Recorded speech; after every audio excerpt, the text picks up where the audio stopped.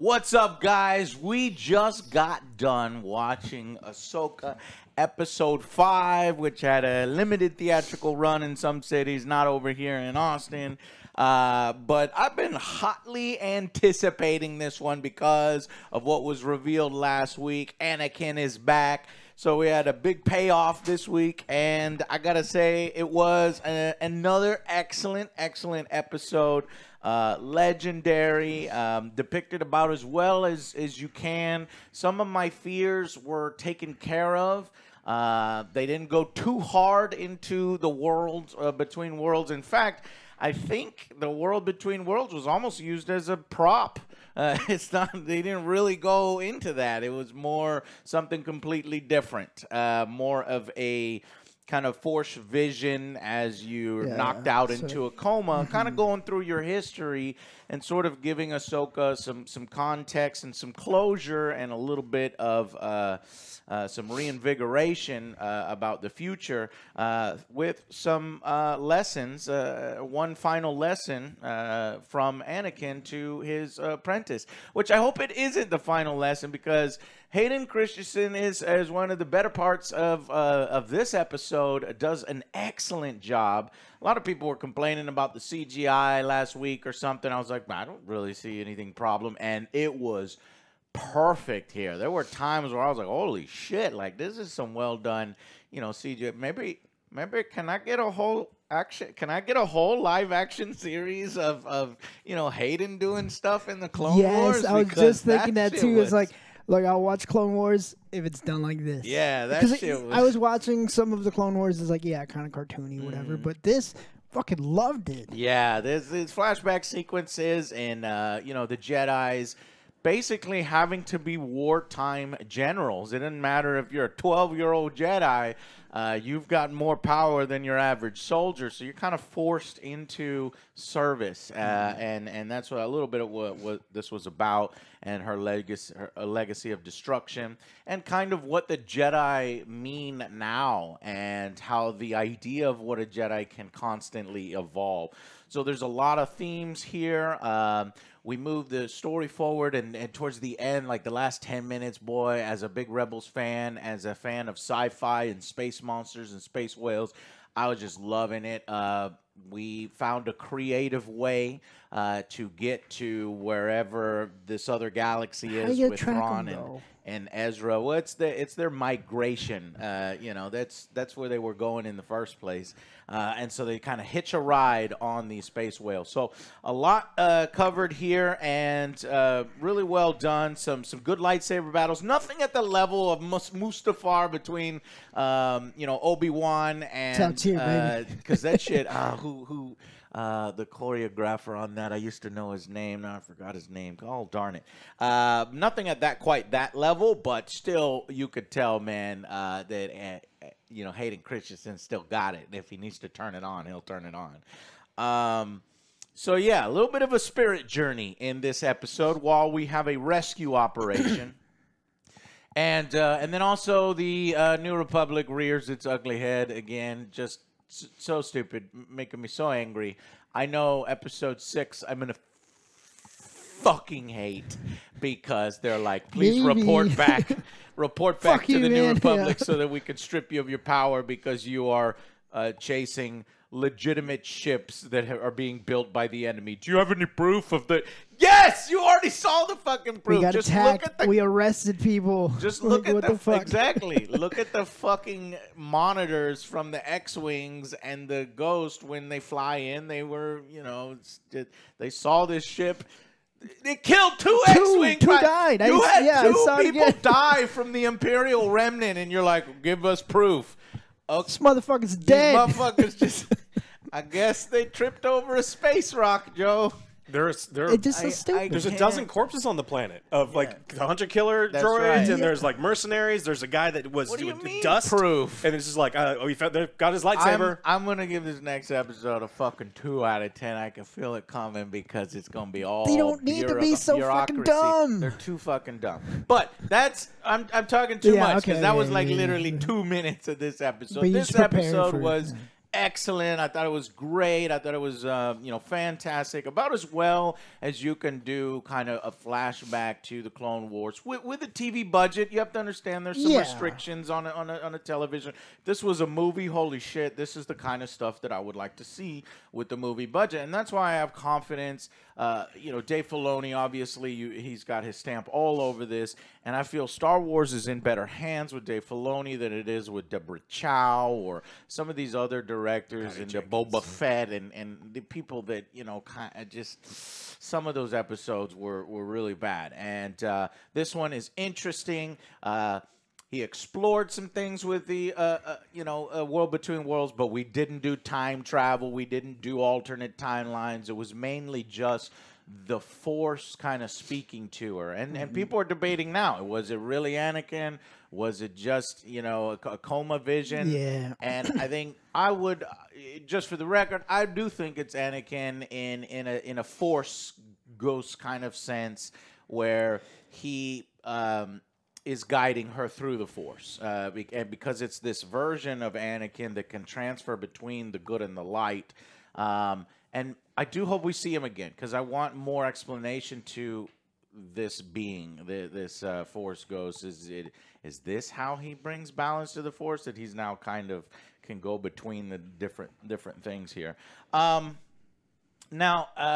So there are a few things that I didn't hit quite the way I was hoping for, like the actual transformation. You even see Ahsoka kind of wearing some white, kind of implying that she's like Gandalf the White now, or she's advanced. And I just wish that the Spirit Journey experience had more impact and that we understood what the lesson was a little clearer to the audience. Dumb it down a little more, because you do have to kind of dig for the lessons, and you have to have, some context.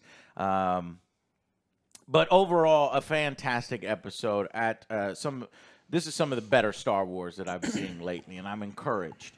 But I know the next episode is about to drop off when the New Republic shows up. So that's my opinion on the episode. What did you guys think? Who wants to go first? I love this episode. It was fantastic. I love the lightsaber fights. I'm glad they didn't do too much of the World Between Worlds, like bring him back from the dead or anything. Yeah. It was kind of left to interpretation.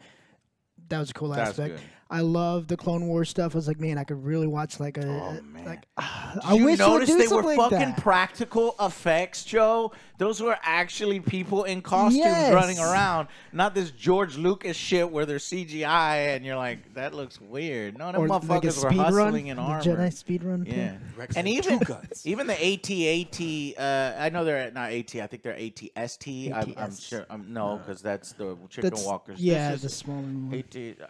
Oh man, I have some of these miniatures. ET? Whatever, AT-ETs, the precursor versions. They looked really good. I think they were. They almost looked practical, but they were CGI. But again, I would love to see something like that. Hopefully, they work on that. It's like that's maybe you get some more people on board with that. I do like the actress for Ahsoka as a younger kid. She did pretty well. Oh yeah, we gotta call her out because she did good. She knew what. Yeah, I don't know if she trained with some lightsaber motherfuckers, but her movements were fucking elegant. I believe this Ahsoka's a Anakin. Fucking, it's just always a pleasure to fucking see him again, and his transition from Anakin to Vader. You see him just turning darker. It's like.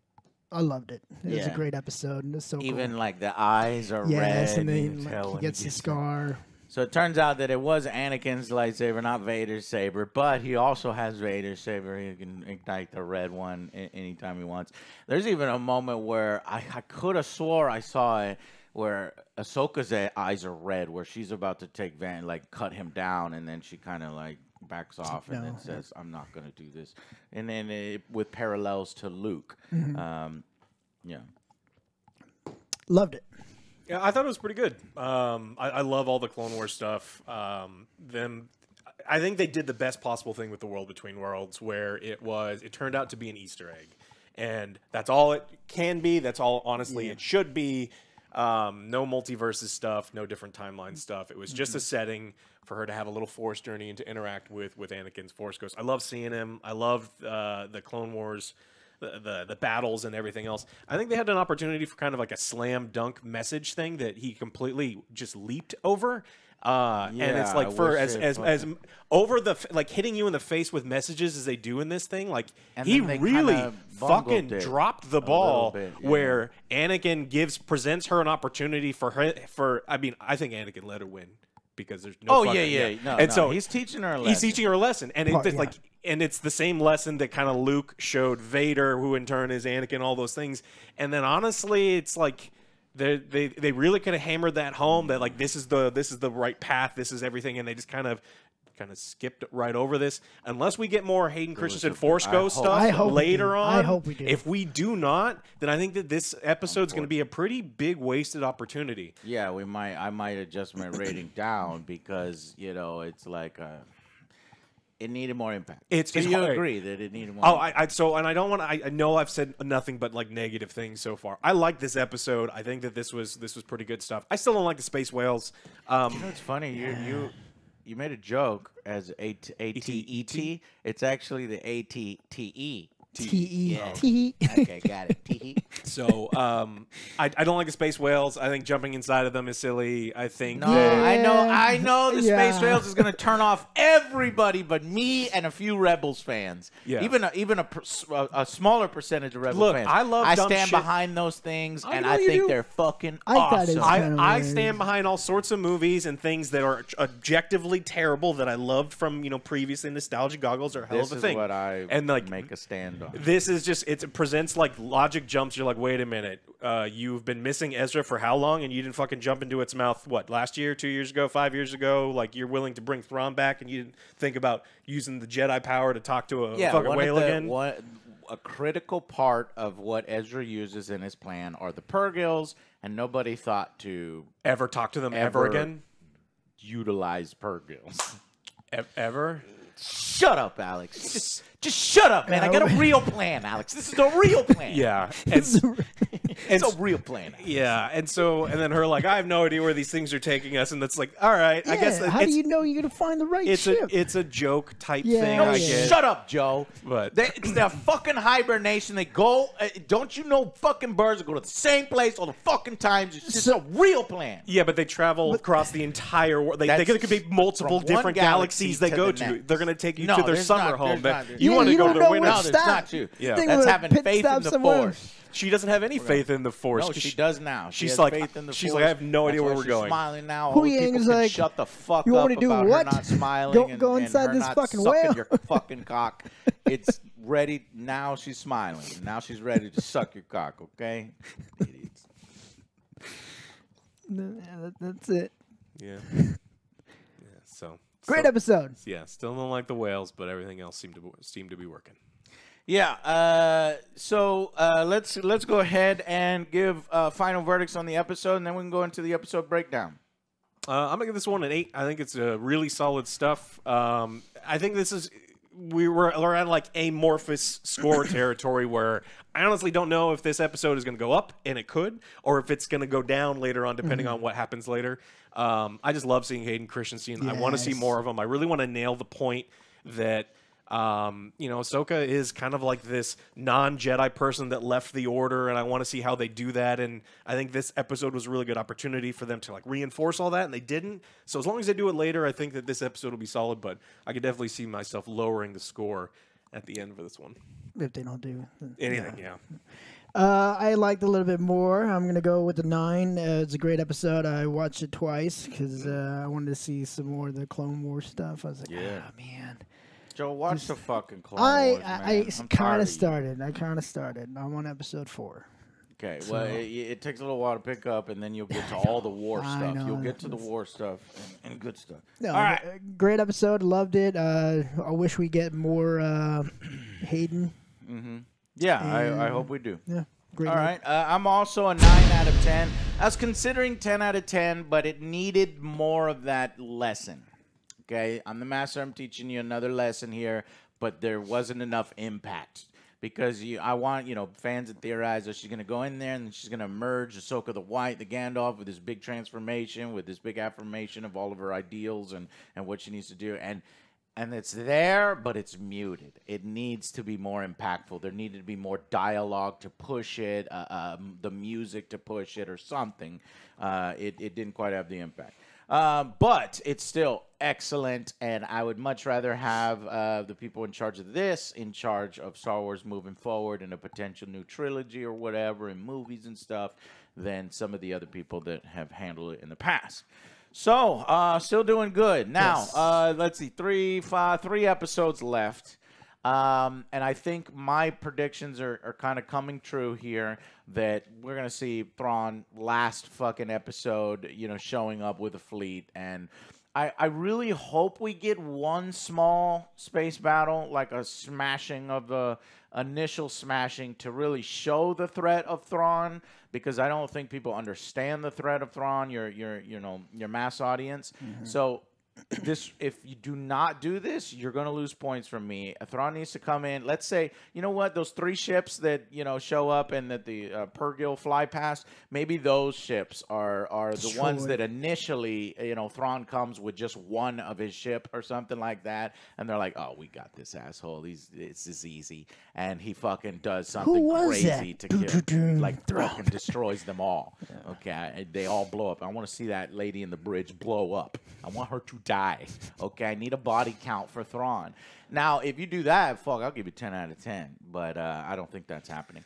I think he'll show up last, the threat is here, and then in future content, be it another show or Boba Fett or whatever, or the movies, they'll start doing that stuff. But I do, but man, it almost kind of feels like this is where, like, what are the last 3 episodes? We're going to get the fucking bureaucracy from the New Republic, which I'm going to hate.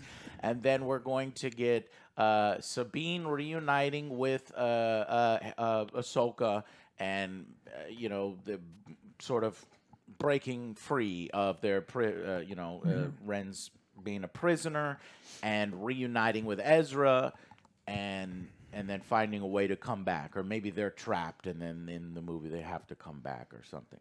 So I'm setting myself up for that kind of,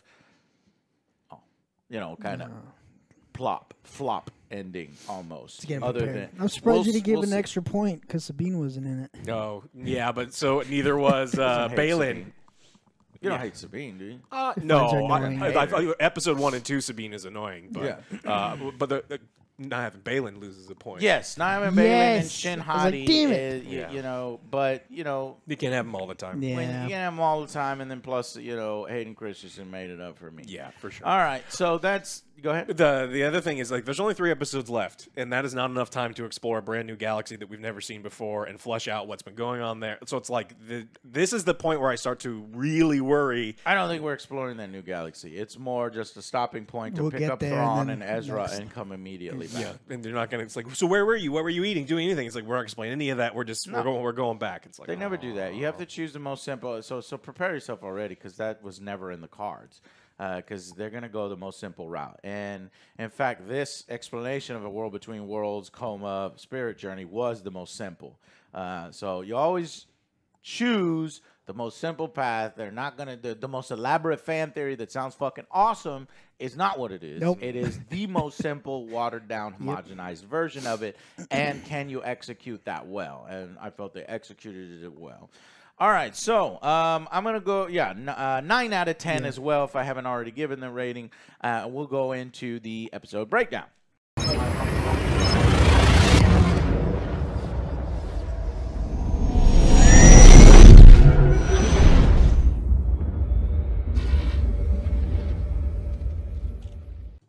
So welcome to the episode breakdown. So Hera lands, and Hu Yang is holding Sabine's helmet, and he's like, "I told him to stick together. It's sad. It's good." Motherfucking Hera brings her child to the battlefield, like we hilariously talked about. She's the worst mother. But there is a reason for it, at least story. The writers' room, they were like, fuck. Okay, well, Jason can actually sense something going on to help Ahsoka. He can hear the lightsaber battle that's going on in Ahsoka's head.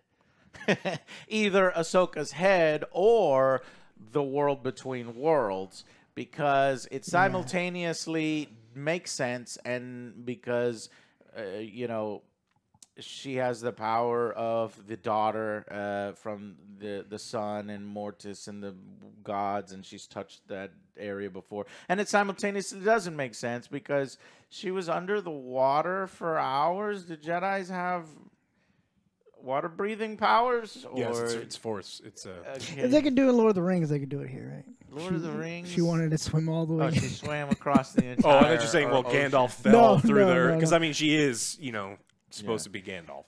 So you know, yeah. I guess you don't have you don't think about it. I thought they were going to do something more literal, where you know Anakin pulls her into the world between worlds.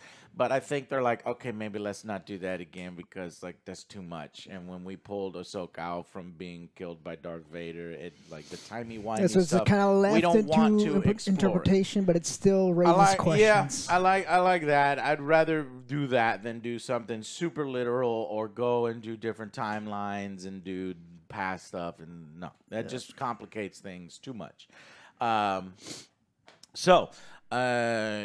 Jason notices this. I like how he hides behind Chopper. I like how they have a practical Chopper, you know, and the props guy is sweet. And then we go into the world between worlds, and they have a meeting here. You see Anakin and Ahsoka just...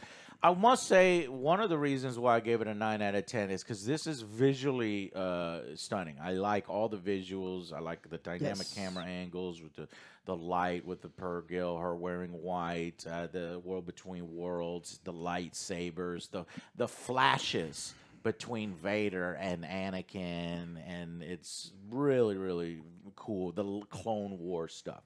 So he says, "You look old," and it is Anakin's saber because he's here to continue the trading. He ignites his saber, bloop, and he's the next training lesson is live or die. So she's definitely having a near-death experience. Mm-hmm. So then they start fighting, and then they cut away, and I was angry. I was very angry. I'm like, "Are we doing the television thing?"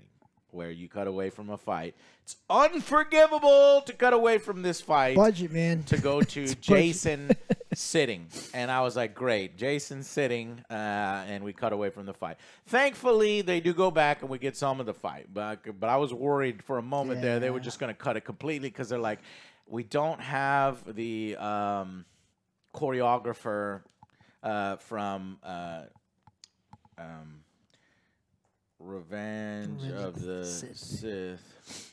Yeah, but I mean, they were still doing a really good job, and then they cut it back, and then we get the Hera. They're mad at you. They're sending the fleet after you, and this is what we cut back from. Like, that's not what I wanted you to cut back from.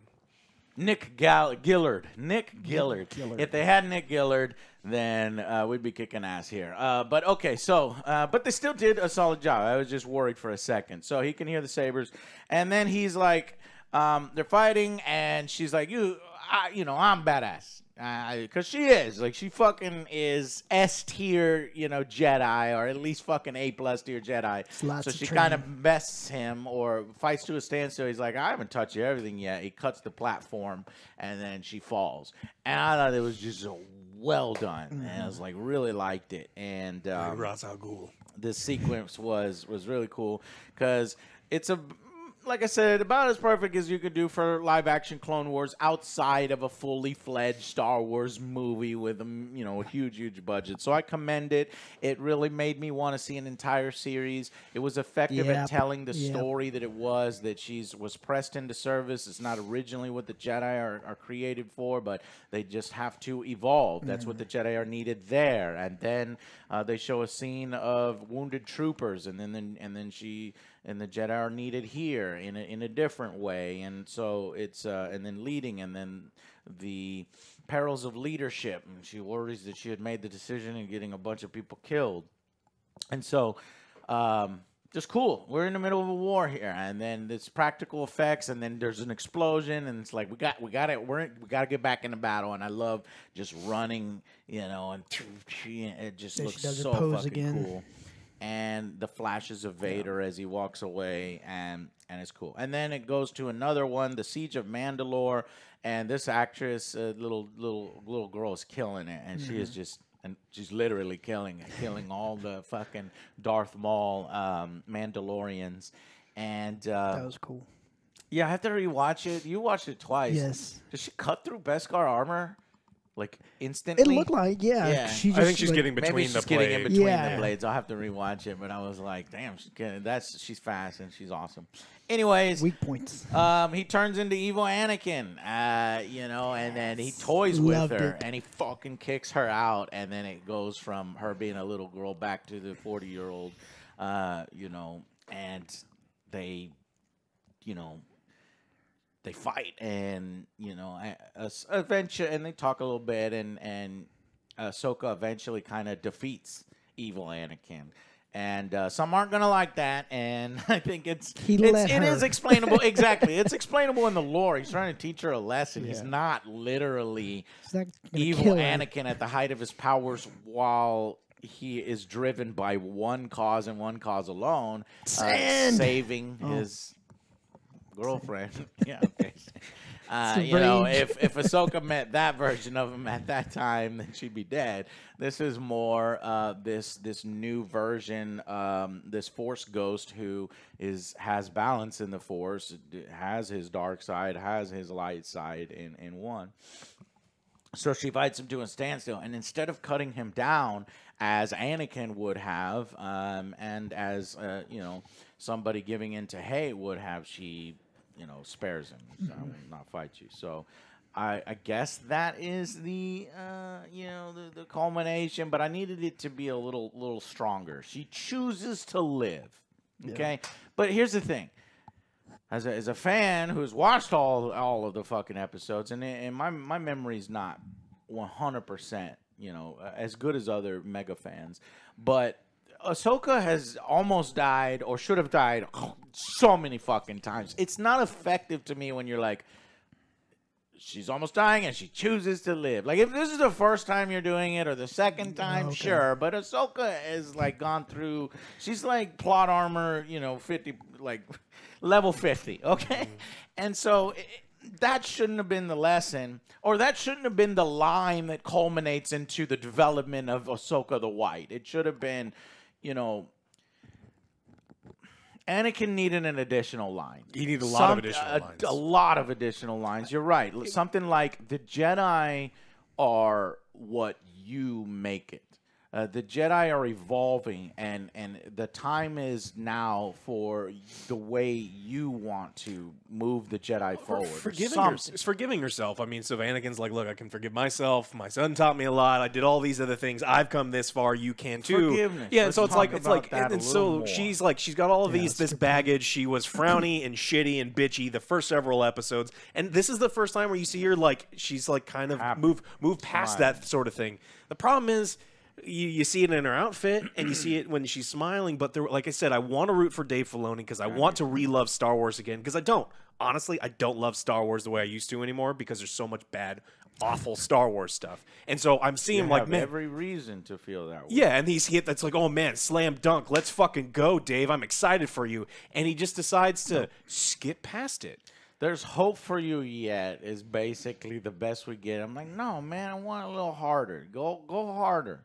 So Anakin says there's hope for you yet, and then she kind of wakes up because she chooses to live, and she was with the water the whole time, and the water's rising, and oh shit, I've been in the water for 4 hours, and a deep in the water.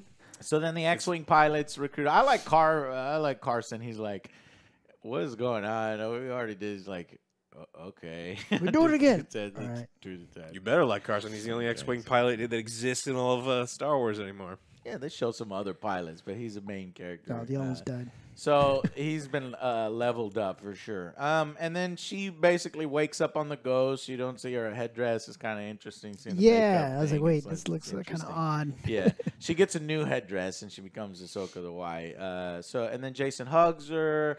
And like I said, the simplest explanation was, again, the right one from Disney, where it's more of a spirit journey. Like we went on she took some peyote or something. Did you like the scene where she goes full Willem Dafoe and can just force to, like, you go through the entire conversation and everything that Balin and Sabine had, where she's like, I know exactly what. So here, this is one that She left an imprint. Yeah. I don't like, because this is a power that has been introduced. Like, Star Wars is such a media conglomerate, is a massive franchise with multiple series that appeal to multiple people, and they're incorporating video games in, because this has come from the video games. This has actually come from Jedi Survivor. This has come from Fallen Jedi, where you have Force echoes and you can tap into the Force echoes, and it's a storytelling device in a video game where you touch something and then you see the passes, and like the characters are half rendered and stuff, and they're speaking in the spirit form.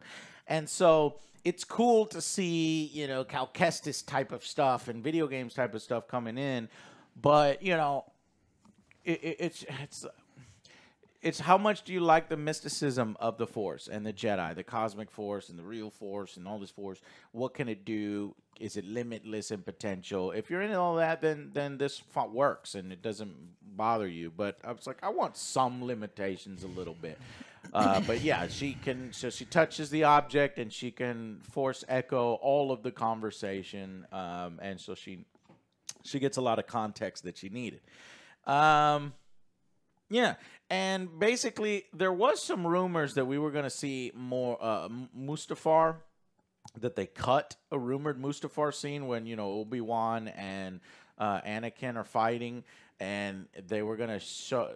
They didn't really push. They didn't really push too hard into, could I have saved Anakin? You know what I mean? Because she left the Jedi Order, she left Anakin, and if she tried harder, would he still have been Vader? I wish they would have pushed that element a little harder as well, which is why I didn't go 10 out of 10. It was mainly just kind of a thing that she's accepting now. You know, but maybe there is a scene there where it's cut, where she does a small fight with him, or realizes that even if, you know, if it happened differently and Obi-Wan wasn't there and she was trying, and it would have went the same way. But I'm curious if that's on the cutting room floor, or if that's just all rumor bullshit and that was never even filmed. That would have been really That interesting. sounds pretty cool and creative. I don't think it was. Yeah, cool, creative. Right, cool, Disney went creative, too we're cool. gonna- Yeah, we're yeah, gonna- can't No, it do wasn't. any of Well, that stuff. now I'm pushing back because we are getting cool and creative stuff, hence this particular episode, and a lot of the cool and creative stuff that We'll we see haven't next. seen We'll see in a next long episode. time. We haven't seen in a long time. So there's a sense of wonder and discovery that there's not been in Star Wars in a long time. The unknown, what is next? You know, sci-fi stuff. Even though that we know that Thrawn will eventually, ultimately be defeated, we don't know at what cost. Will Ezra die? Ahsoka die? You know, we don't see Ahsoka in, you know, Rise of Skywalker's old lady or something. Sabine, Hera, Carson, all of these people are at risk of dying from Thrawn, and I hope we do get some kind of stakes. Now, I understand that Star Wars is not Game of Thrones, but, you know, and it doesn't need to be, but I do need some stakes of some kind. Do you think Thrawn, now that, you know, there's only 3 episodes left, do you think Thrawn even comes back? No, we discussed it right before this, that Thrawn is the last episode. He shows up, and the threat is there. And I'll give you even more points if he does one smart outmaneuvering of 3 cruisers versus his 1 cruiser and wins that battle. If that's the case, then we're going up. But Yeah. that's what I'm holding. I've got a new worry that they're just, you know, Thrawn is going to get stranded out in this other galaxy, and he's never coming back. What? No, the whole fucking point of this series is bringing Thrawn back. Well, They wouldn't have Thrawn built Brock that as a fucking Eye character. of Sion and all this other stuff. And we've already seen him board the Eye of Sion. Yeah, so but the Ison is where he is, and so I just don't think that he's going to get from brand new galaxy back to the original. I've already galaxy. seen it in the trailers. If you analyze the shots, now it's not 100% confirmed, but he's on the Eye of Sion, and if you look out the window, those trees that are on a planet, and it looks like an ocean, it looks like the exact planet that we've been on. You know, this planet that leads there. So I think they come back to that specific one. This is why I hope with 3 New Age Republic cruisers in orbit, this can be the little mini battle between Thrawn coming back, the Eye of Sion, his Star Destroyer. He's only got 1, and it's his personal command, and outmaneuvering and blowing and killing that lady. All right. Anyways, they use the world in between worlds as a prop. I already said that. Stunning visuals, Perkle jumping away. She communes with the whale and does a Pinocchio going inside. Well, there's other really good books that have this kind of imagery and stuff. Journeys. Yeah, just seeing it, just kind of like. I thought it was really cool. Weird. I love seeing it in the light and the sun reflecting off the backs of the whales. Oh, it looked really great. cool. But she just like walked up and they're like, "Cool, we got a ride." It's like you had the power to do that this whole goddamn time. I can't get around that. We got to point things out. You know, we want to be fair. When we criticize things, we criticize stupid things. And you're like, wait a minute, Ahsoka. Wait a minute, Sabine. Come on. You didn't try once to commune with the Purgils or track their movements, where they go. Clearly, the Purgils are going somewhere when they hyper jump. You don't think we got to find Ezra. Where was Ezra last with the Purgil hyper jumping? Why didn't you think of this before? So stupid. I guess the explanation is, well, the need wasn't the need at the time. She was pressed into service with this war. You have to deal with what's happening in this universe rather than devoting resources to finding Ezra. So that's the Purgils are like the Eagles. You can't just use them whenever you want. You can only use them when we get what to Eagles? Lord of the Rings. He could have just got there. Gandalf can't always use the Eagles, right. And so which you could, and it would break the universe. And there's always going to be stuff like that, but you gotta think about it. This is like I said, a multi-conglomerate fucking franchise that appeals for a lot. You know what? You know, when you have a fucking Star Wars franchise that has motherfucking Rebels and Andor and motherfucking, Ahsoka, these shows appeal to different people. And one person watches Andor is like, man, Ahsoka, they were bored with Andor, yeah. Not for me. The Bad Batch. But they love Andor. And then some people are like, I think Andor's boring, and nothing can hold my attention for more than 15 minutes. Where's all the explosions? You know, there's all of those fans are Star Wars fans. And it's okay that one series doesn't appeal to another fucking series, and that's the beauty of Star Wars. But we still have to. My point is, we still have to criticize things when we see them and call them like they're. So that was a little weak. Somebody come up with the excuse for Disney. I'm sure they could. I'm positive that someone's gonna be like, "This is exactly why," because there's people that know so much more about Star Wars. But the problem is, it wasn't depicted. And me as someone going, man. The ending of this episode ain't so great. Like, so what I'm thinking, I'll be one of those fans. Is there's Ahsoka the Gray and Ahsoka the White.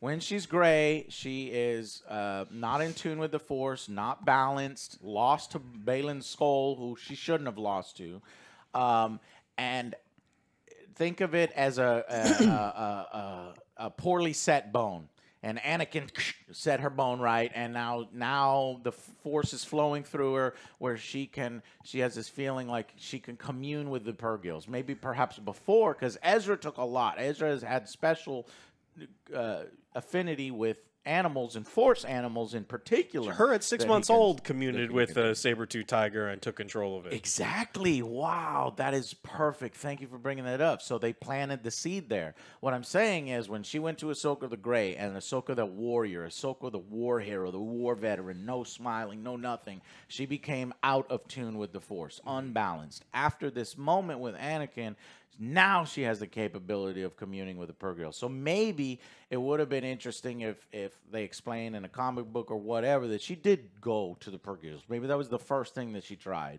and just didn't have the attunement to commune with them or make her intentions known or whatever. So that's one possibility. Yeah, I buy it. I'm in. Yeah. The problem is they depicted none of that, and that's the problem. It's like when we're judging this episode, it's like, wait a minute. You know what I realized? They still haven't shown the blow-up between Sabine and Ahsoka. The fake manufactured blow-up that I'm going to hate. Are we just going to forget this? They better not forget that. I feel like they're done with that. I thought There needs to be a flashback because, like, there was at one point she's resolving to train her, and then what?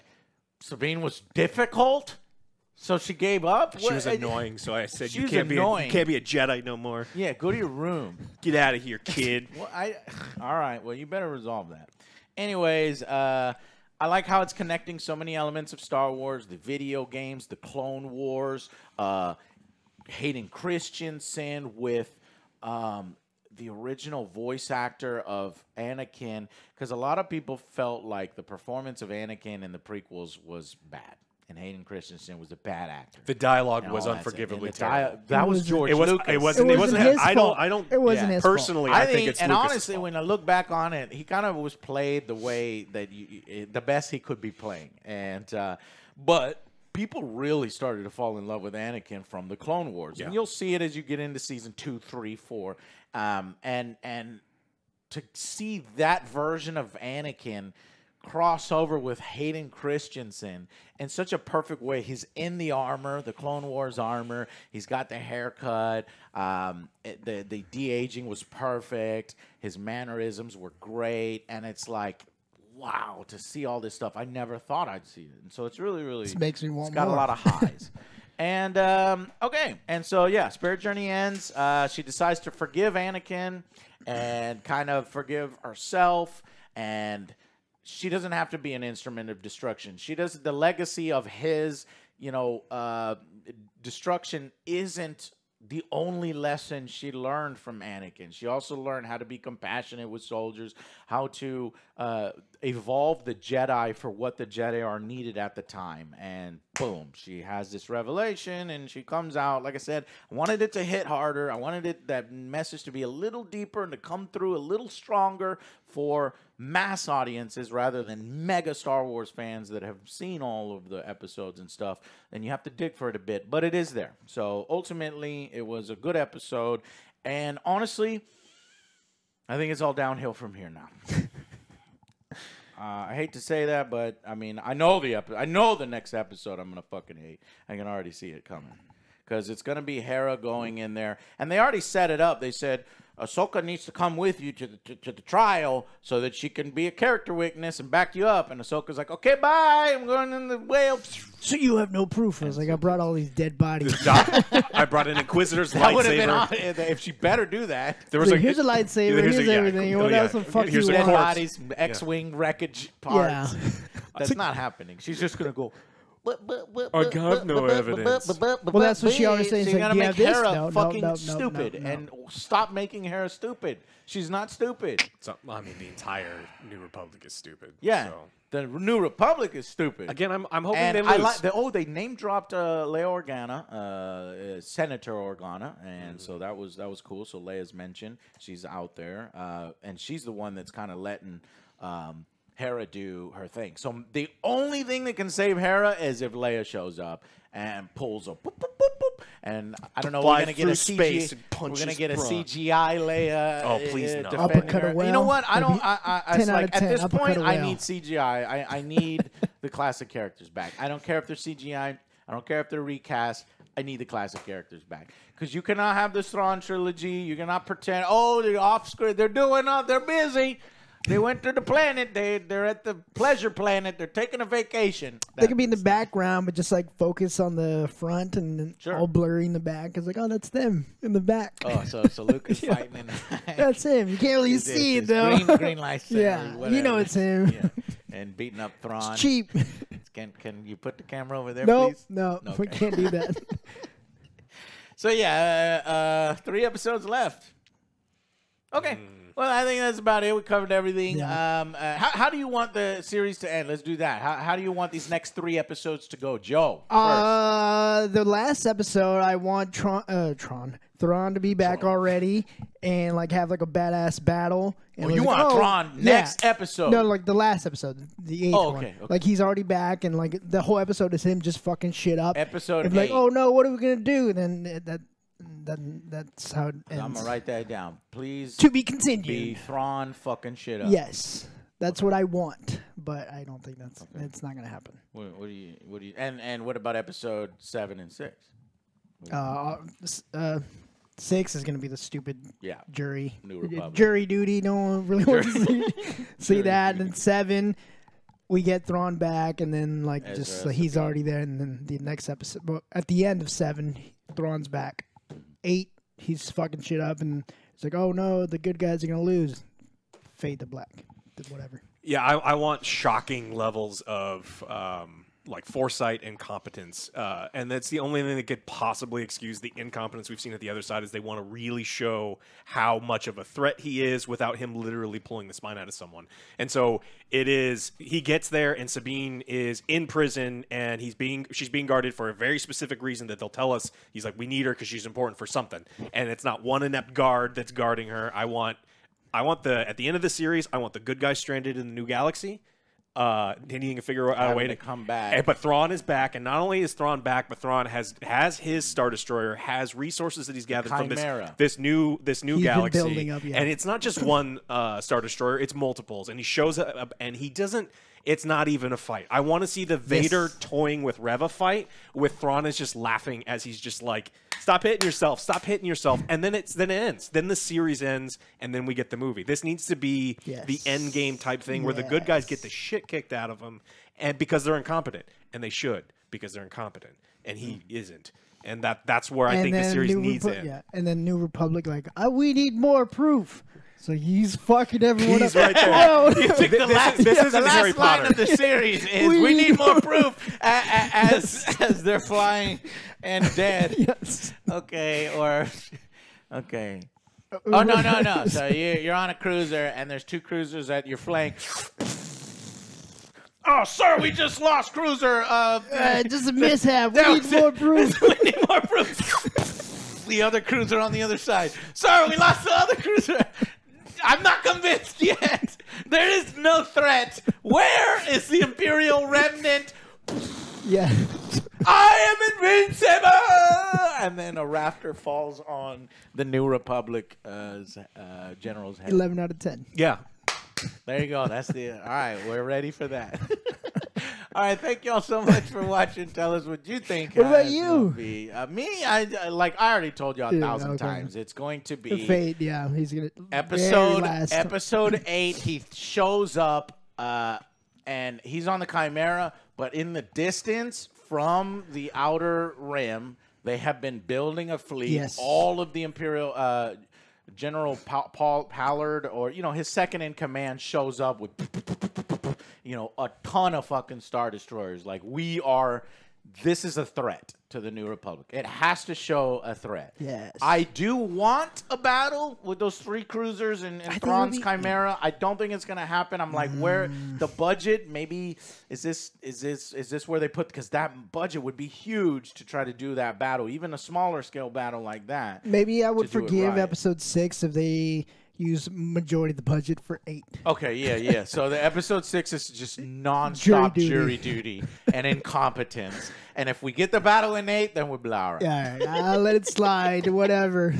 We'll see. All right, guys. Tell us what you think down in the comments down below. And we'll see you guys on the next Angry Joe Show. Bye, everybody.